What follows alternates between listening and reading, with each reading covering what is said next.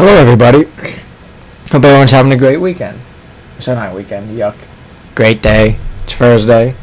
Welcome to the Northeast Star Sports. So with me, Liam, it's episode 54. Hope everyone's having a great week. It's currently May 14th, 2026. So let's get right into it. One more day till Friday, guys. We got this. Quick, we'll go into our funny, not so funny topic. Ronald McDonald sang the national anthem, at a minor league baseball game here soon. It's pretty funny. Didn't happen during a game. Happened before we even started. It was featuring the Charlotte Kings. Fans showed up expecting the usual pregame ceremony. Instead, Ronald McDonald was singing the national anthem, that clown. So that's kind of funny. During America 250, kind of funny to have that. It's all over social media, so make sure you look it up. Charlotte Knights won out and dominated their opponent 21-1 that game, so maybe Ronald McDonald singing the national anthem had a good thing. And we've kind of seen it like minor league teams just do funny stuff all over social media, so kind of cool to see. We'll go right into some actual more sports going on. Right now we do have hockey going on today. Penguins are out of it, of course. Talked about that last week.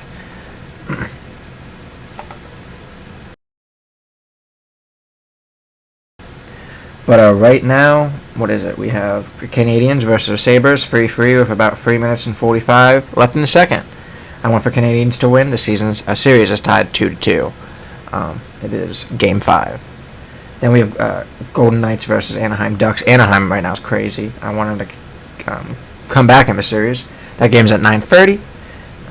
Right now, Vegas are up 3-2. So it'll be very interesting. Anaheim actually has 4 more wins than the Ducks this year, less points overall. 92 points versus 95, less overtimes. But if Anaheim could actually make a deep run, that would be insane. We'll go right into it. F1. For F1 Paddock, actually, let me unbutton this real quick. My system cert. F1 Paddock still kind of slow in this lull period until the next race in Canada, which is the same time as Indy, so next weekend, not this weekend. Heads into the European stretch of the season, which will be interesting, after Canada as well.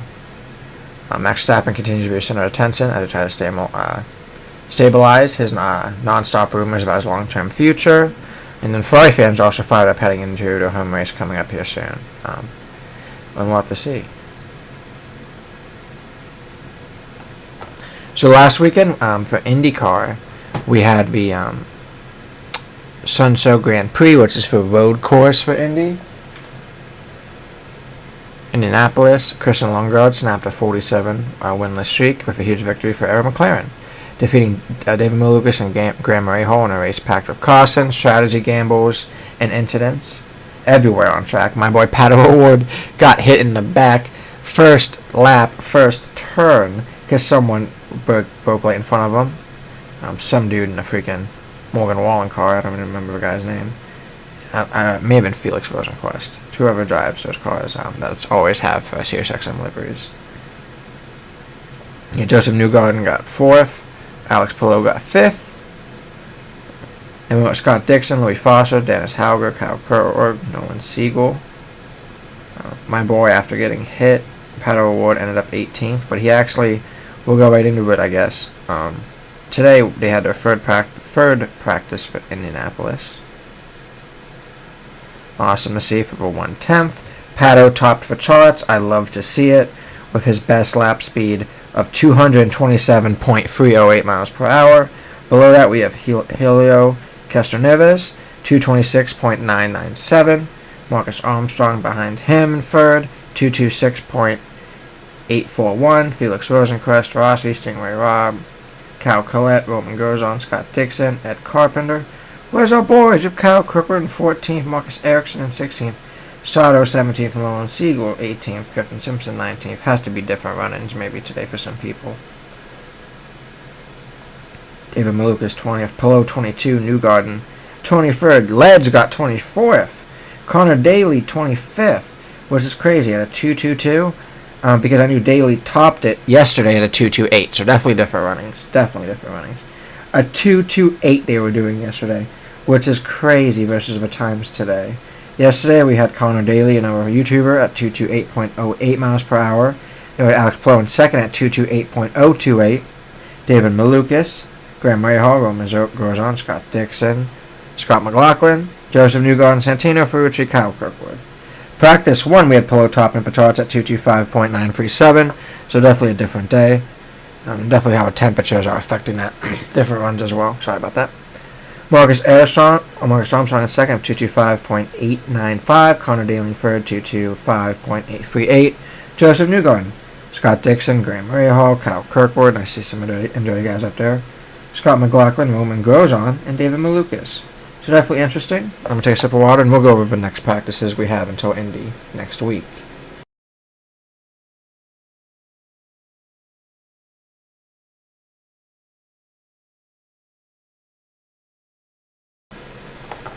So kind of like last year, next week we'll have a week ahead news. Week ahead news show on Monday, Northeast Sports Show on Thursday. I leave for Indy Friday morning. I'm so excited. We'll be talking about it a little bit more on Thursday. Maybe I'll tell him joined by he's joining, so maybe we'll have a little episode of a sports show with him next week. We'll have to see.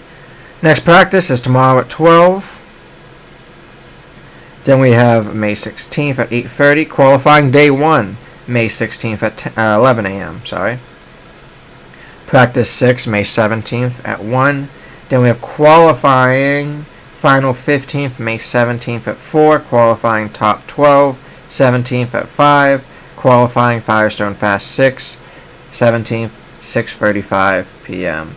Practice 7, May 18th, 1 p.m. Final practice or carb day is May 22nd at 11 a.m. with a race at May 24th at 10 a.m. Which actually earlier. Normally it's at noon. Maybe it kind of was delayed last year. I don't know if it was that delayed. But sweet Jesus. It may have been actually after all those yellow flags and whatever. So, very interesting. I'm so excited for it. So it's kind of cool. We have some qualifying on Saturday and then the rest on Sunday, which is beautiful. It gives me time to relax. Love to see that. And watch some racing on the weekend. Qualifying day 1 at 11. I actually don't know how long that is. But obviously they take the top 15 after that. So we'll really have to see. A lot of trending topics online for IndyCar real quick is basically fans are calling it one of the best road course races in years last week. And it was. It was really good. All the yellow flags, my dude Pat O'Ward getting hit sucked. Alex Palou was finally looking vulnerable. Debate over late cautions and race control decisions, and David Malukas continuing to impress at Penske. Being a young dude. Kind of knew that with how he drove last year for Aero. Huge excitement building for Indy 500 here next weekend. So excited for it. Alex Palou still leads the championship, but Lundgaard's wins and Penske's stronger pace tighten things up heading into Indy 500 month, which is great to see.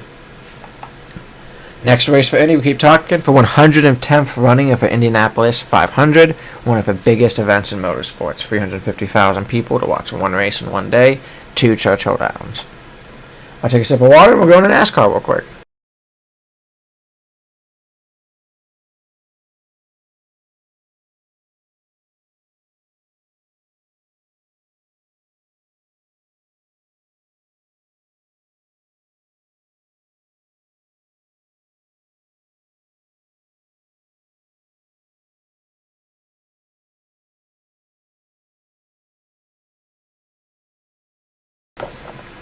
Alright, right into it, guys. Let's get it.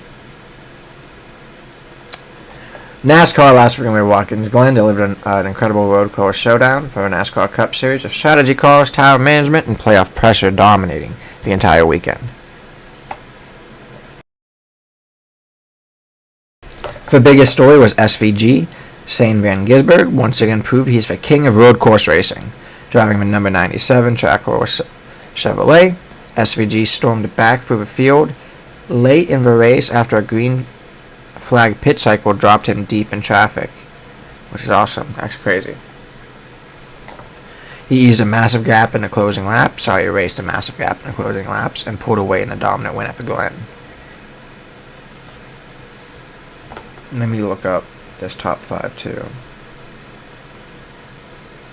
Next up for NASCAR, we have Dover, which is the All-Star race.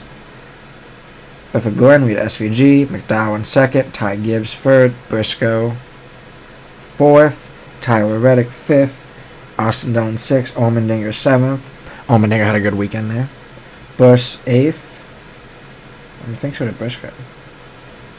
Cindric 9th. Nemechek 10th. Blaney 11th. Boucher 12th. Suarez 13th. Pierce 14th. Custer 15th. Hamlin 16th. Gillard 17th. Smith 18th. Jones 19th. Zillids 20th. Kyle Larson had a bad week at 23rd. So did Bowman. So did Chase Elliott. So did Bell, Brad Keselowski, Bubba Wallace, Hovar, Ross Chastain. All did not have good weeks. DNFs, Ware, and Joey Logano had a bad week too. William Byron had a bad week. Crazy weekend for some of these guys. Wookie Stenhouse Jr.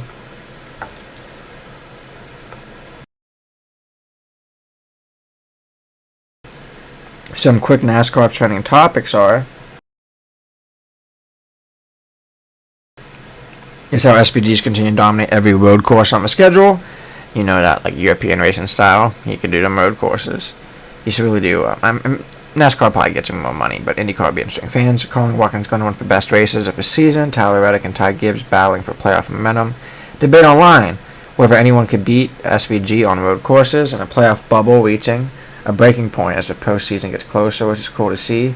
Tyler Reddick remains one of the big strongest driver of overall standings, but SVG's Watkins Glen win added even more of the chaos of a playoff pitcher. Several big name drivers are now entering the must-win territory as regular season winds down. And I actually wonder if NASCAR has a playoff standings.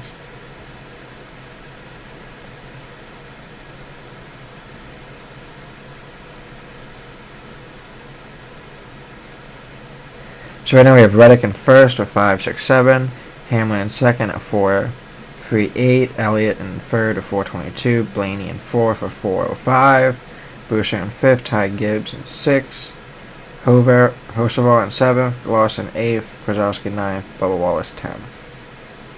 Very interesting to see. The next race we said is Dover. It's a legendary monster mile. Dover's concrete surface, steep baking, and brutal on green flags runs are expected to create another physical, demanding race weekend, and they can get $1 million for All-Star Weekend if they win. Fans online are already predicting heavy tire wear, crashes, and temperatures boiling over at one of the longest and toughest tracks. So it's toughest. We'll go right under the Cavs. The Cavs won yesterday, which is awesome, making the series 3-2. Before that, we won at Detroit.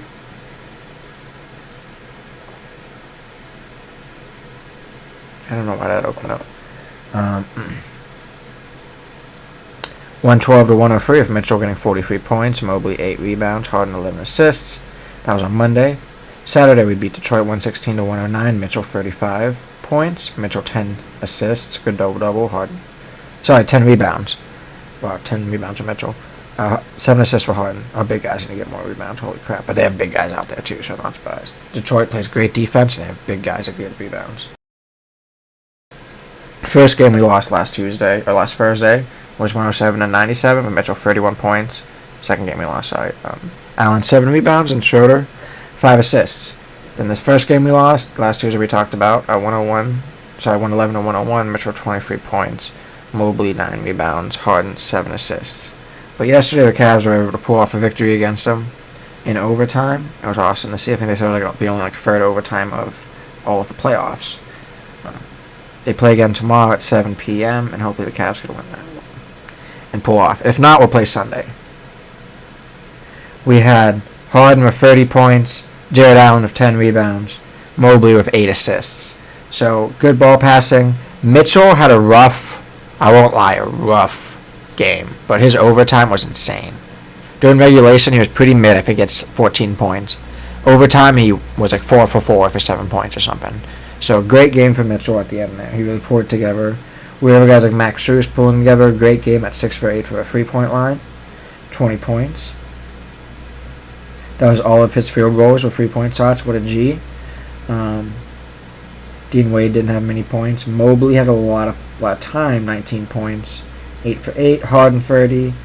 8 for 6. Jared Allen 16, 10 and 1. Mitchell was 21, 4 and 3. So rough game. But he was giving it more to Harden.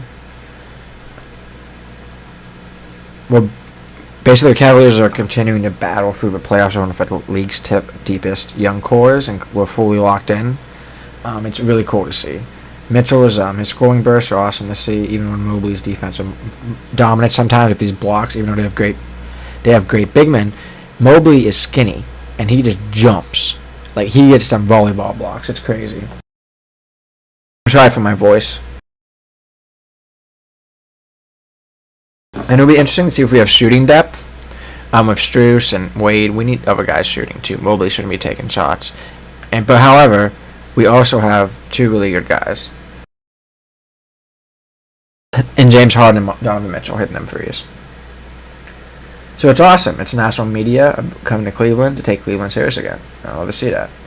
We remain firmly in the Eastern playoff race, and we're a legitimate contender if the defense keeps holding up and we could score, because we're playing probably the best defensive team in the league right now. I do know, I won't lie, San Antonio scares me, especially if we're in Bio and how big he is, but they don't have the depth like Detroit. Detroit has like 5 huge guys. It's crazy. But yeah, we won 117 to 113 yesterday, so great to see. I may have missed that. For the Guardians, since last Thursday, they beat Kansas City 8-5. Friday, they won 6-4. Saturday, they also lost 2-1 in extra innings, 11 innings.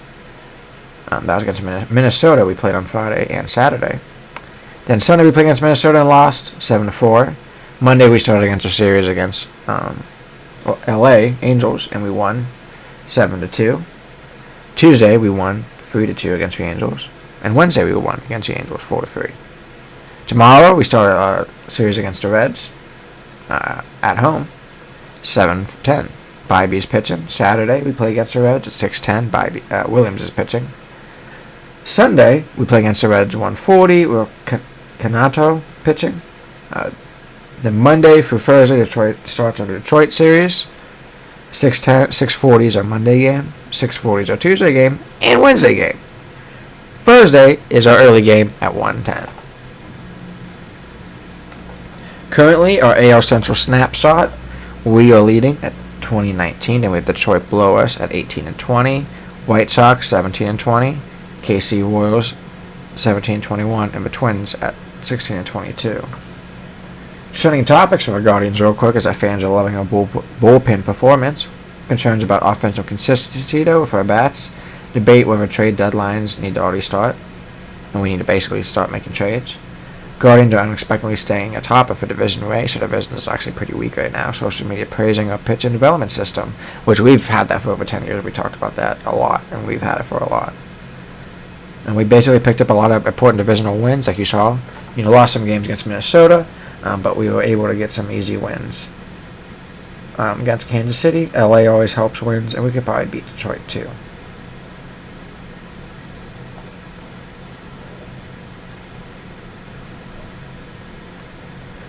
Not much new going on. We talked a little bit about the Browns. You know what I mean? A lot of our players coming up over the last 2 weeks. I do want to get Hunter's input on that when he could make it. And we have time for the Browns season, so I'm not too worried about that. Yeah, it looks like the schedule just got released for the NFL too, so I'll look at that here in a little bit. That's really it for me, everyone. I hope everyone's having a great night. Another quicker episode, just being me. Really appreciate everyone stopping by. Northeast Ohio Sports Show here on the Lead Doodle channel with me, Liam. Sometimes Hunter, if you could make it. Once again, it's May 14th. Hope everyone can maybe drop a like, give us some support. Subscribe if you're not already. That really helps us out. Ring the bell if you want to be notified whenever we go live. I know some of our older viewers don't really know about that. But if you create a YouTube account and you ring a bell, underneath the screen, there's a little bell right underneath me to the right. It notifies me whenever I go live. And you can set that to 15 minutes instantly whenever I go live, or 30 minutes before. It's nice, so try to mess with them settings a little bit. And we'll also be bringing back Healthy Living here soon. Maybe we'll have our first episode here Sunday. I'll talk with Trevor. And then we'll be back here Monday with a Week Ahead news show. Appreciate everyone. Thank you for stopping by our nice Lead Doodle channel. Have a great night and one more day. Thank God it's almost Friday.